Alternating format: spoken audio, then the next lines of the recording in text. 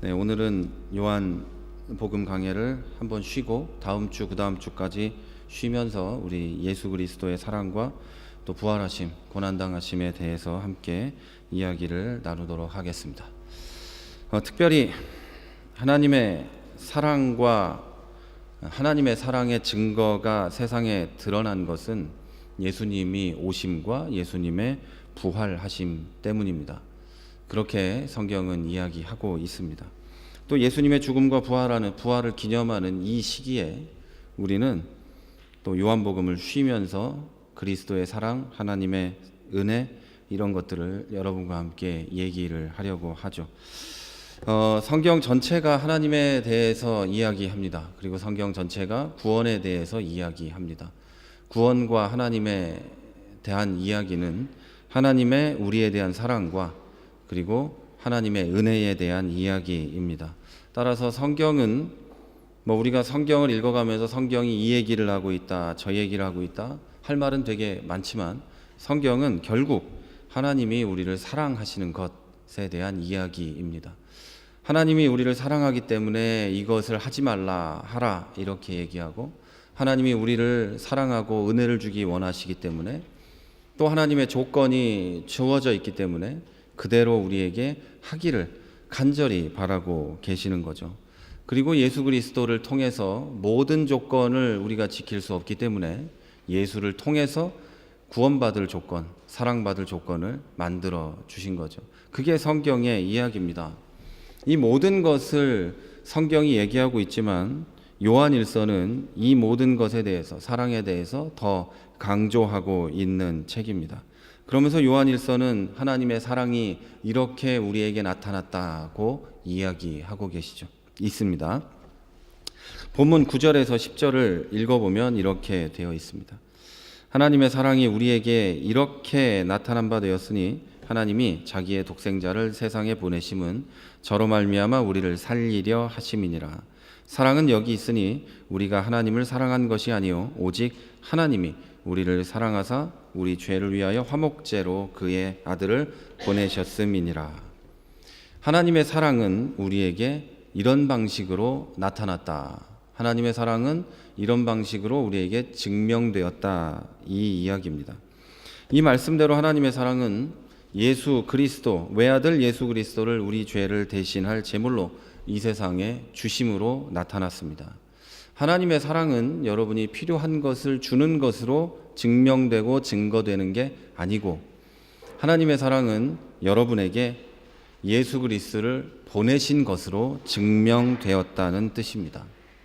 그리고 10절은 이것이 우리에 대한 하나님의 사랑이다 이렇게 선언하고 있습니다. 여러분이 다 아시는 대로 하나님은 사랑이십니다. God is love라고 다 이야기합니다.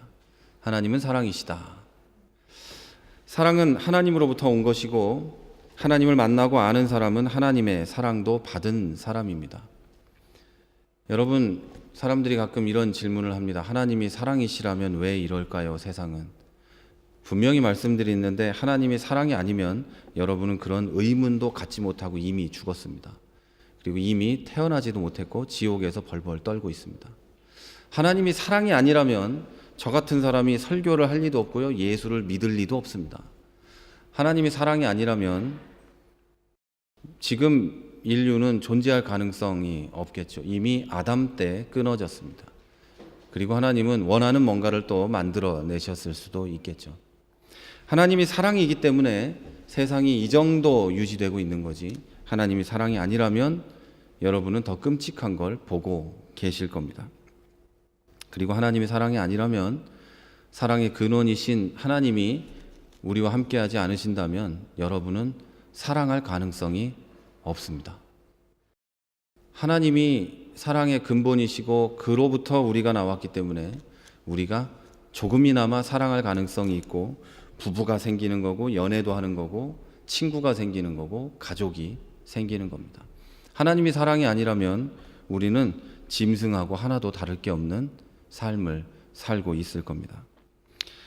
그래서 이 사랑은 하나님으로부터 온 것이고, 하나님을 만나고 아는 사람은 하나님의 사랑도 받은 사람이고 그 사람은 하나님의 사랑을 할 수 있는 것입니다. 반대로 하나님을 알지 못하는 사람은, 하나님을 알지도 만나지도 못한 사람은 이 참된 하나님의 사랑을 전혀 모릅니다.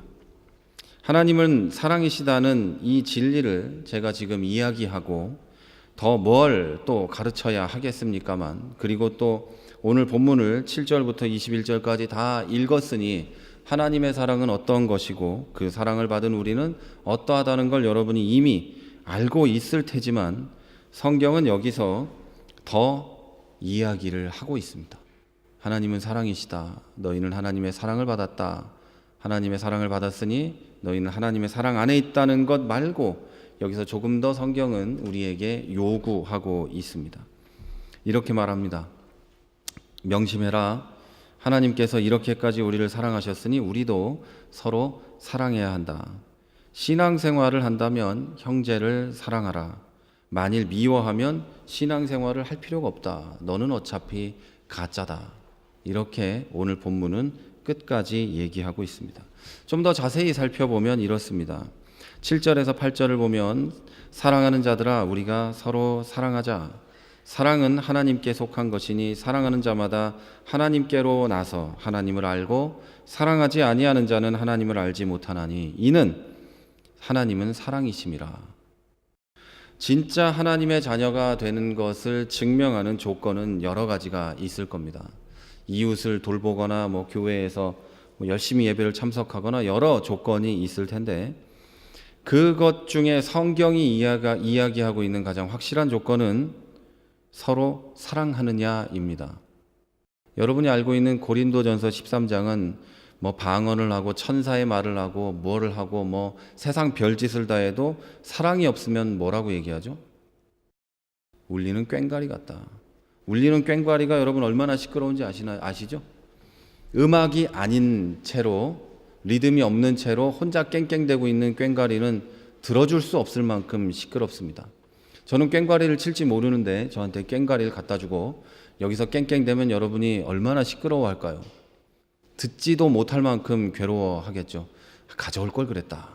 어디서 빌려가지고. 얼마나 시끄러운지.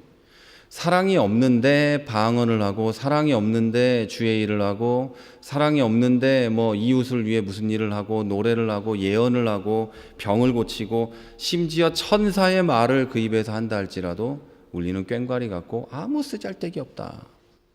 이렇게 성경이 얘기하는 거죠.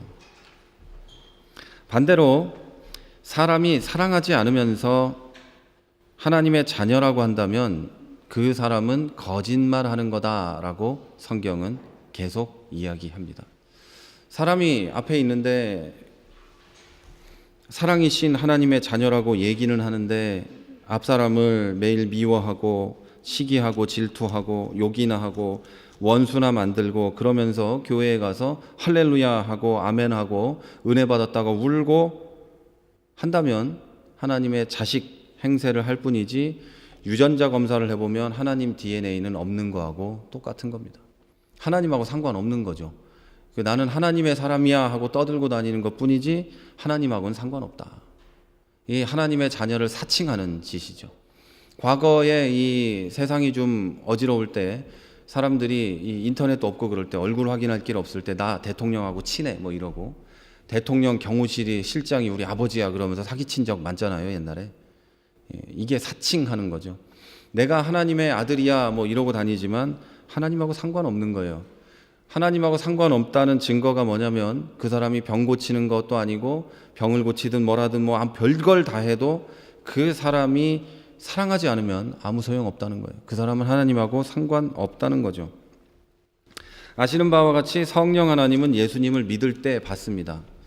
예수님을 믿는 것이 성령을 받았다는 것과 같은 이야기인 거죠.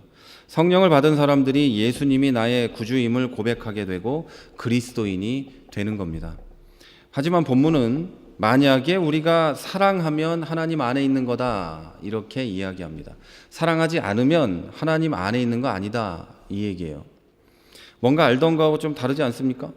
여러분 입으로 내가 예수님 믿어요 라고만 하면 하나님께서 내 안에 계시다라고 우리는 배웠는데 사랑이 여기에 조건으로 들어와 있는 겁니다. 여기서 우리는 예수 믿는 것, 하나님 안에 사는 것이 말로 하나님 믿어요 라고 선언하고 끝나는 게 아니라는 걸 깨달아야 합니다. 여러분이 어디서 복음을 듣고 누군가에게 복음을 듣고 믿어요 라고 고백했을 때 그 믿어요 라고 고백하는 것은 내 말로 허공에 흩어지고 끝나는 게 아니라 그 사실은 실체가 있는 사건이고 내가 스스로 경험이 되어야 되는 삶입니다. 예수를 믿는다고 하는 것은 마치 공산주의자가 자본주의자로 전향하는 것하고 똑같은 이야기입니다. 말은 감옥 가기 싫어서 전향했는데 그 안에는 그런 것이 가득하다면 아무 변화가 없는 사람인 거죠. 실제로 변화하는 것과 같다는 얘기죠. 하나님의 자녀가 되는 실제로 물리적인 사건이고 그 사건이 여러분 삶에 실제로 경험이 되어야 되는 거죠. 예수를 믿습니다라고 말은 했는데 하나님의 자녀가 아닌 사람들이 굉장히 많거든요. 나 예수 믿습니다. 목사도 되고 장로도 되고 뭐 집사도 되고 별거 다 됐는데 믿기도 하고 교회도 가고 별걸 다 하는데 실제로 하나님을 경험한 적은 없는 것. 하나님의 어미하심과 그 놀라우심과 그 뭐라고 할까요? 그 하나님 앞에서 서 있을 수도 없는 그런 나를 경험한 적도 없는 거. 가짜일 수도 있다는 거예요. 왜냐하면 난 경험을 안 했으니까. 어디서 듣기만 한 얘기 가지고 내가 예수 믿는다고 하면 곤란하다는 거예요. 왜냐하면 하나님은 실체이시니까. 여러분이 믿은 예수 그리스도도 실제니까. 실제가 아닌 관념이라면 내가 관념적으로 이해한 것으로 끝날 수 있겠지만 실제이기 때문에 그것을 경험하지 못하면 나는 이상한 거예요. 그걸 여러분 스스로 잘 살피셔야 돼요. 다시 한번 말하면 예수님을 믿는다는 것은 회개와 돌이킴과 구원이 나에게 실제적으로 경험되고 체험되고요. 하나님 안에서 사는 삶이 날마다 경험되고 구체적으로 지속되는 사건입니다.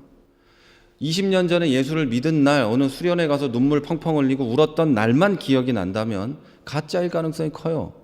왜냐하면 실제로 매일 반복되는 삶이 아니거든요.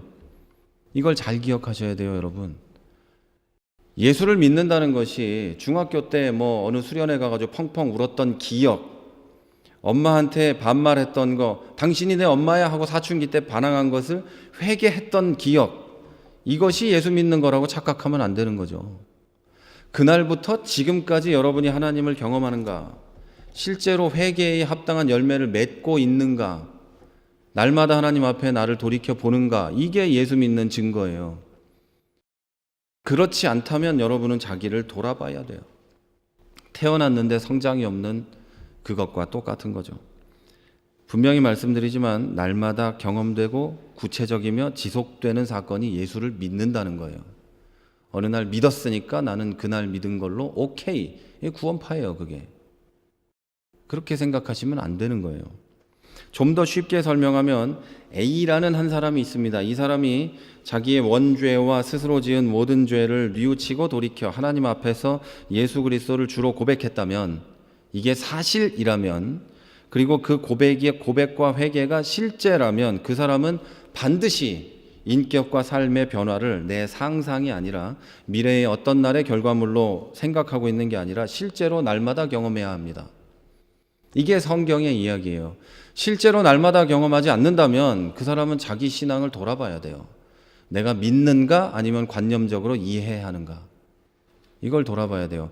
여러분, 잘못된 신앙을 가진 사람들은 이 구원의 사건, 하나님이 나를 사랑하고 십자가의 예수를 돌아가시게 했다는 사건을 이해하거나 깨닫습니다. 그거하고 구원은 상관이 없어요. 여러분, 죄사함 거듭남의 비밀이라는 말을 들어봤습니까? 구원파 박옥수가 늘 하는 얘기입니다. 죄사함과 거듭남의 비밀을 깨달으면 구원을 받는다고 얘기해요. 그거하고 내가 실제로 경험하고 사는 거하고는 상관이 없어요, 여러분. 분명하게 아셔야 돼요. 날마다 경험해야 돼요. 이런 것이 없이 입으로 말한 걸로 끝나면 뜬구름 잡는 소리예요. 그 사람이 목사가 아니라 세상 목사를 다 가르치는 신학교 교수가 돼도 그 사람은 뜬구름 잡는 소리예요. 하나님하고 상관없어요. 이게 제 얘기가 아니고 성경은 분명히 그렇게 얘기하고 있어요. 그러면 이 체험이 있는지 진짜인지 아닌지 이것은 어떻게 증명하고 어떻게 나 스스로 알 수 있을까? 그것을 성경은 사랑이라고 얘기합니다. 12절에 중요한 말씀이 있어요. 어렵게 번역이 돼 있어서 제가 공동 번역으로 읽어드리면 이렇게 돼 있습니다. 아직까지 하나님을 본 사람이 없습니다. 그러나 우리가 서로 사랑한다면 하나님께서는 우리 안에 계시고 또 하나님의 사랑이 우리 안에서 이미 완성되어 있는 것입니다. 이 말씀은 하나님의 사랑이 불완전하고 좋지 않아서 우리가 온전하게 완성해 가야 된다는 뜻이 아닙니다. 우리가 하나님의 사랑을 실천하면 아무도 본 적이 없는 하나님과 하나님의 사랑이 우리 안에서 온전하게 표현되고 나타난다는 뜻입니다. 내가 하나님의 사랑을 실천하고 있으면 하나님이 내 안에 있기 때문에 하나님의 사랑이 저절로 발현되어서 나가고 있다면 나를 통해 하나님의 사랑이 온전한 것이 세상에 드러나게 된다, 이 뜻입니다. 마치 예수님께서 하나님의 사랑을 가지고 이 세상에 오셔서 하나님이 안에 계신 분이니까 하나님의 사랑을 그대로 발현했기 때문에 세상이 하나님의 사랑을 알게 된 것처럼 우리가 하나님을 믿어서 하나님이 내 안에 있다면 그 하나님의 사랑이 발현되고 드러나서 사람들이 하나님의 사랑이 이런 거구나라고 알게 된다는 뜻입니다. 이렇게 하나님의 사랑은 내가 하나님의 사랑을 갈구하고 사람들에게 사랑받고 할 때 온전하게 알게 되고 보게 되는 게 아닙니다.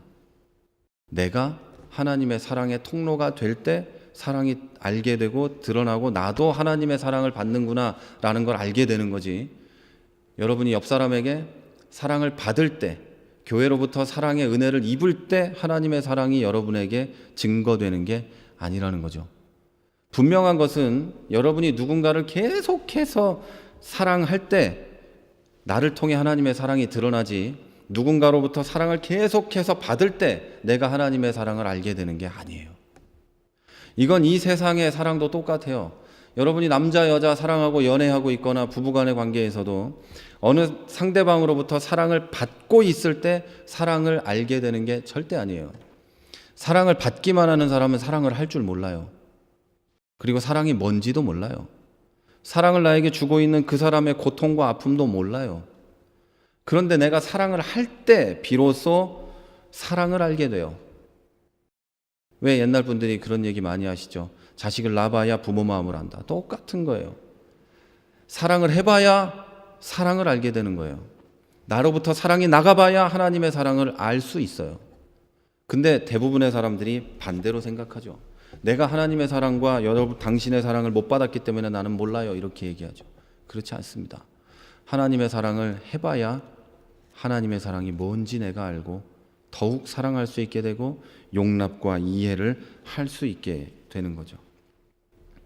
우리가 하나님의 사랑을 실천하면 아무도 본 적 없는 하나님과 하나님의 사랑이 내 안에서 온전하게 표현되고 내가 알고 상대가 느끼게 된다는 거죠.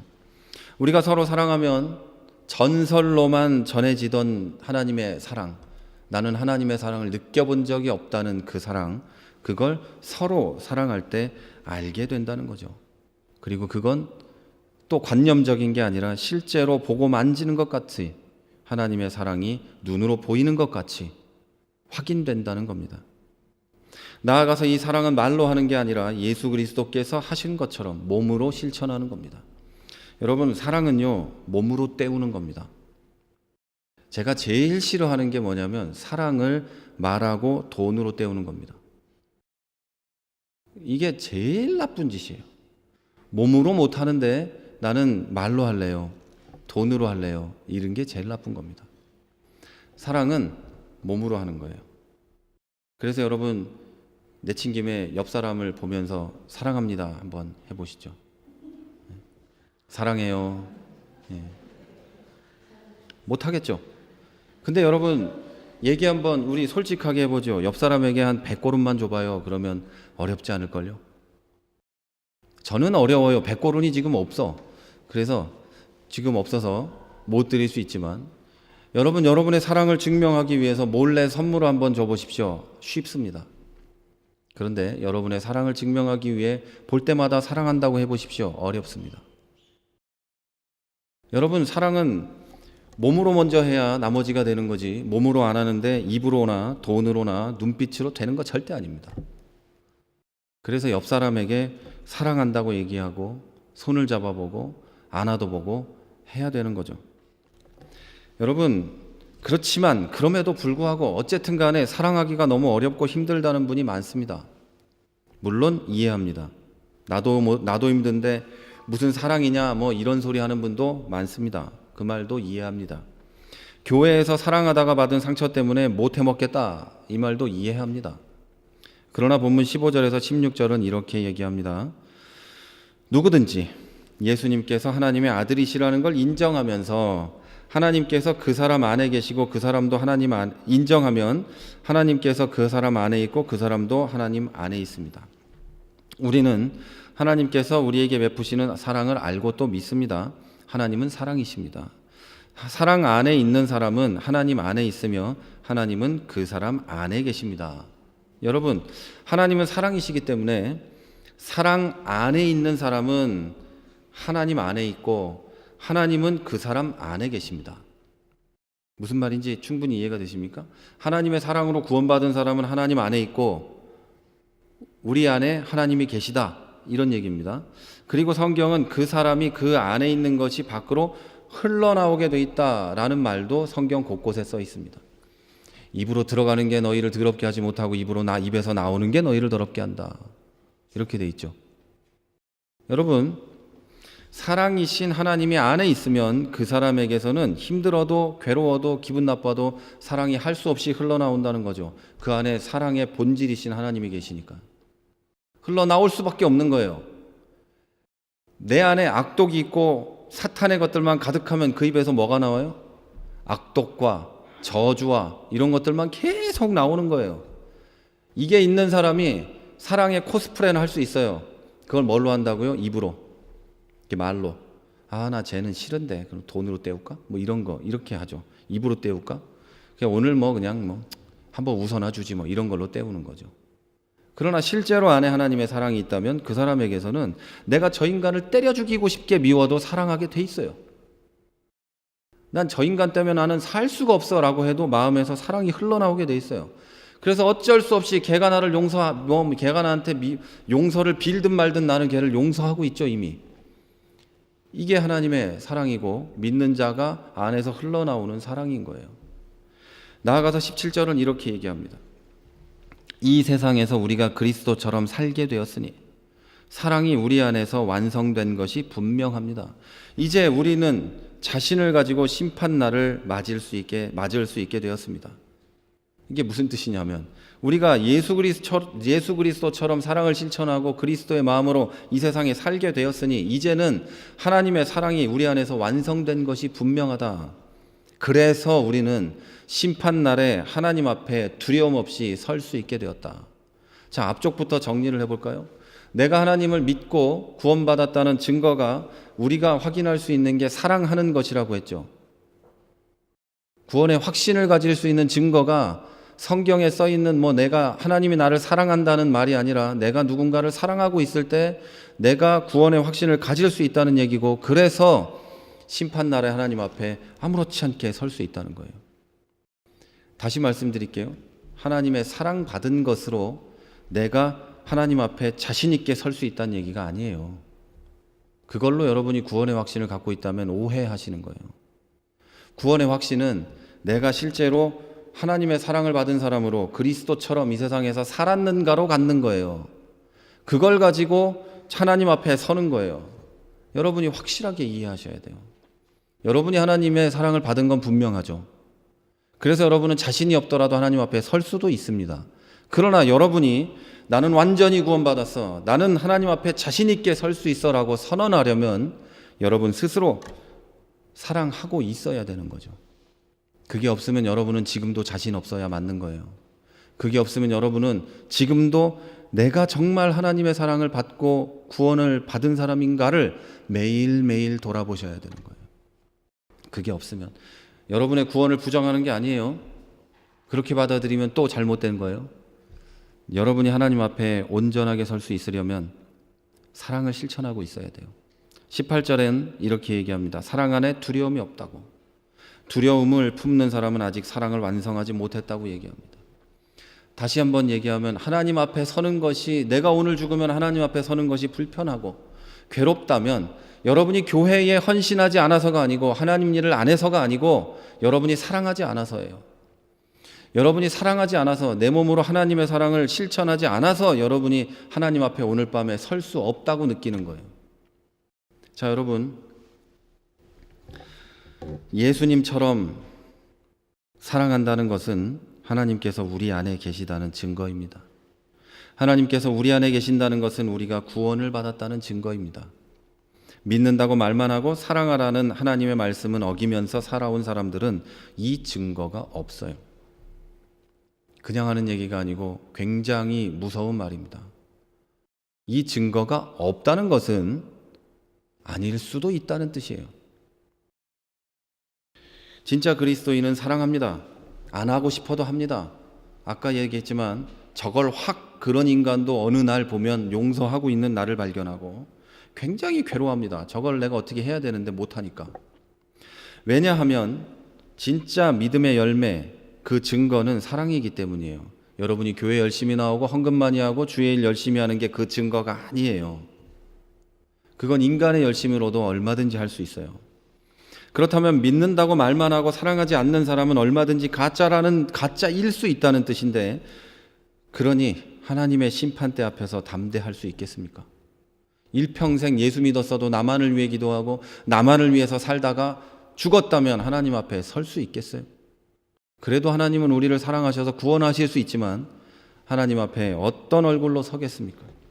사도 요한은 여기서 멈추지 않고 더 강렬하게 우리에게 경고합니다. 20절에 이렇게 써 있어요. 하나님을 사랑한다고 하면서 자기의 형제를 미워하는 사람은 거짓말쟁이입니다. 눈에 보이는 형제를 사랑하는 자가 눈에 보이는 형제를 사랑하지 않는 자가 어떻게 보이지 않는 하나님을 사랑할 수 있겠습니까? 여러분의 옆에 있는 사람을 안 사랑하면 하나님도 안 사랑하는 거죠. 눈에 보이는 자를 사랑하지 못하면서 눈에 안 보이는 하나님을 사랑한다고 오해하는 거예요.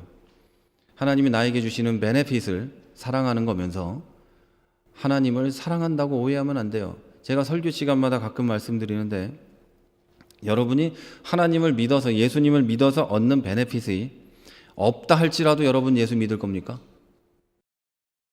천국에 가는 것이 우리가 생각하는 그 천국이 아니라도 예수 믿을 겁니까? 예수를 믿으면 곧 오늘 내일 그냥 순교해야 된다 할지라도 여러분은 예수를 믿을 겁니까? 실제로 그렇습니까? 우리가 생각하는 막 그 천국이 화려하고 막 즐겁고 맨날 놀고 먹는 곳이 아니라 거기도 괴롭다고 해도 여러분을 구원하신, 여러분을 위해 죽으신 예수님 따라갈 겁니까?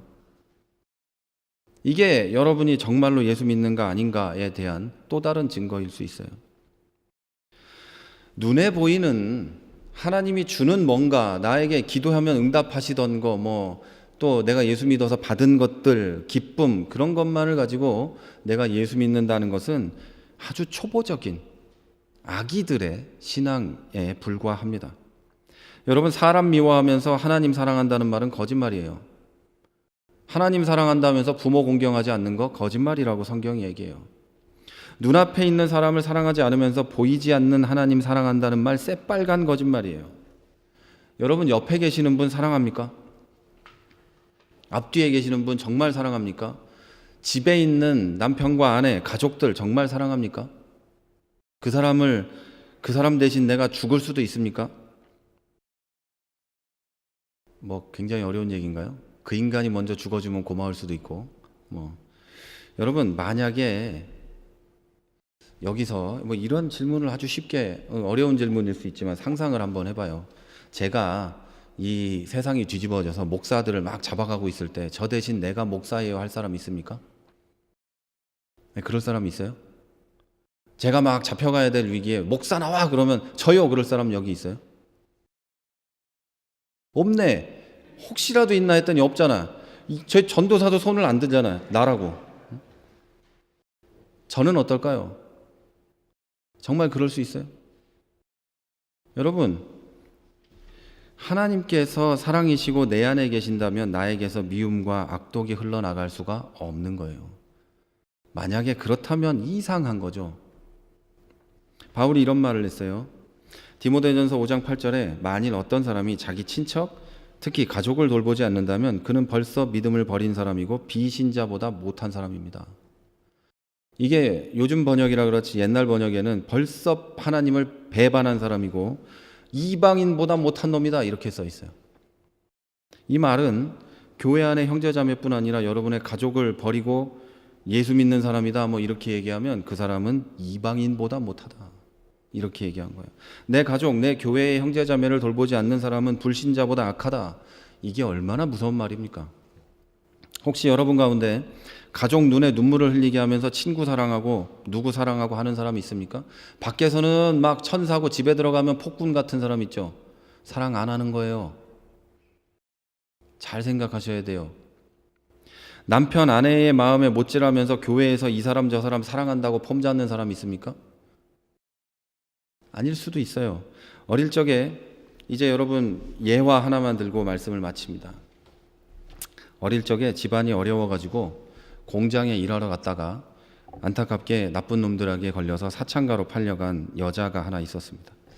거기서 생활하다가 한 청년과 사랑에 빠지게 됐고 그 청년이 이 여인을 데리고 탈출해서 시골에서 정착해 살게 됐습니다. 어릴 적에 이 여인이 교회를 다녀서 이제 나중에 사창가에 팔려간 뒤에 가장 부러워했던 것은 함께 교회에 가는 가족들의 모습이었습니다. 그래서 교회에 남편과 함께 등록을 하게 됐고 충성스럽게 또 아름답게 사람들과 교회를 섬겼습니다. 시간이 흘러서 이 둘은 집사가 되었고 어두운 과거를 가졌지만 행복을 주신 하나님께 감사하며 살고 있었습니다. 그런데 어느 날 같은 교회 집사님이 이 분의 과거를 알게 되었어요. 그래서 이 집사님이 이 여인에 대해서 부정적인 생각을 갖게 됐고 교회의 한 사람 한 사람에게 그 과거를 말하기 시작했습니다. 가증스럽다, 더럽다. 옛날에 그랬으면서 어떻게 이렇게 깨끗한 척하고 살 수 있냐 이렇게 말하기 시작했죠.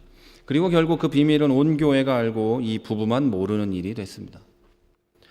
그리고 어느 날부터인지 부부는 사람들의 태도가 자기들을 대하는 태도가 달라졌다는 걸 알게 됩니다. 예배 시간에 다 같이 사랑합니다 라고 옆 사람 앞뒤 사람 보면서 얘기했지만 자기들을 싫어하고 있다는 것을 알게 됐죠. 과거를 알고 있다는 것도 알게 됐어요. 하지만 이 부부의 과거는 말하고 싶지 않았던 아픔일 뿐이지 교인들에게 용서를 빌어야 될 만한 일은 절대 아니에요. 그들은 교인들에게 다가가려고 애썼지만 사람들은 벌레를 보는 것 같이 봤습니다. 그리고 사창가보다 더 싸늘한 교회에서 그들은 좌절하고 무너졌고 그 부부는 스스로 목숨을 끊고 말았죠. 담임 목사는 통곡을 하며 기도합니다. 하나님, 저는 양떼를 치는 줄 알았는데 이리떼를 치고 있었습니다. 여러분, 하나님 앞에서 우리는 하나도 다르지 않습니다. 너나 나나 똑같습니다. 저나 여러분이나 다를 게 뭐가 있겠어요. 저는 거룩하고 여러분은 비천한가? 똑같지. 앞사람 한번 보고 옆사람 보면서 너나 나나 똑같다 이렇게 한번 얘기해 보세요. 너나 나나 똑같다. 여러분 실제로요 교회 안에서 너나 나나 똑같다라고 생각하는 사람 별로 없는 거 아세요? 별로 없어요. 나는 너보다 나아 이 생각을 거의 100% 하고 있어요. 너나 나나 똑같다는 생각하는 사람 거의 없어요. 이제 예수 믿은 사람도 목사 보면서 너보다 내가 낫다 이런 생각하거든요. 이제 예수 믿은 사람도 50년 예수 믿은 분 보고 야 당신보다 내가 낫다 이런 생각하거든요. 그러니 50년 예수 믿은 사람은 그 사람 보면서 뭐라고 생각하겠어요? 어린 놈의 자식이 뭘 하냐 이러겠죠. 교회 안에서 제가 지금까지 신앙생활하면서 당신이 나보다 낫습니다 라고 생각하는 사람 본 적이 없어요. 내가 무조건 너보다 낫지. 근데 여러분 하나님 앞에서 우리는 어느 한 부분도 다르지 않아요. 우리 모두 흉악한 죄인일 뿐이에요. 어릴 적 사창가에 팔려가서 고통스러운 삶을 살다가 나중에 신앙을 회복한 분이 좋은 사람입니까? 이분을 죽게 만든 그 교인들이 좋은 사람입니까? 깨끗한 척하면서 바리새인과 서기관과 예수님을 죽인 자들과 다를 게 뭐가 있습니까? 여러분은 혹시 안 그래요? 우리 교회 아직 자살한 사람이 없어서 그렇지 혹시 그런 생각 갖고 있지 않습니까? 내가 너보다 나아. 그래서 나만 모르고 모든 사람이 알고 있는 뭐 그런 거 혹시 없습니까? 여러분, 사랑을 하지 않는 것은 살인과 다름없습니다. 사람은 사랑받지 못해서 죽고 사랑받지 못해서 무너집니다. 하나님 앞에서 어떤 변명도 통하지 않습니다. 하나님은 사랑이시고 미움은 하나님과 함께 할 수 없습니다. 나에게서 악독과 미움이 뿜어져 나오면 그 사람은 하나님의 사람이 아닙니다. 사랑은 말이 아니라 몸으로 하는 겁니다. 아까 옆 사람 보면서 사랑하라 뭐 이런 얘기했지만 그것보다 더 중요한 몸으로 하는 게 있는데요. 기도하는 겁니다. 실제로 교회의 다른 분들을 위해 기도하고 용납되지 못할 만한 사람이라도 용납하는 것, 그것이 사랑의 시작입니다. 여러분 모두 하나님의 자녀라면 이제 더욱 사랑하시길 바랍니다. 그것을 위해서 기도하십시오. 누굴 위해서? 교회의 다른 분들, 내가 미워할 만한 사람들 위해서 기도하십시오. 그때 이 안에서 사랑이 시작이 됩니다. 그래서 여러분이 같이 있는 이 공동체가 사랑의 공동체가 되고 여러분 안에 그리고 여러분의 삶에 사랑이 가득하기를 주님의 이름으로 축원합니다.